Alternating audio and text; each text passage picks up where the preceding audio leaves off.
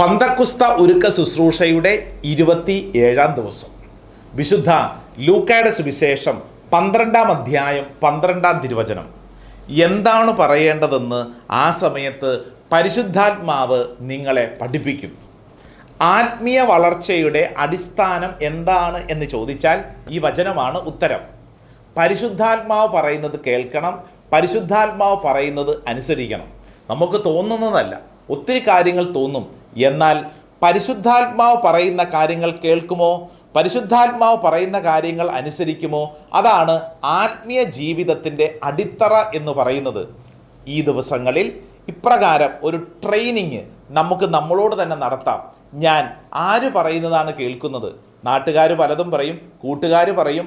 എന്നാൽ പരിശുദ്ധാത്മാവ് പറയുന്നത് കേട്ടാൽ, പരിശുദ്ധാത്മാവ് പറയുന്നത് അനുസരിച്ചാൽ അത്ഭുതങ്ങൾ സംഭവിക്കും.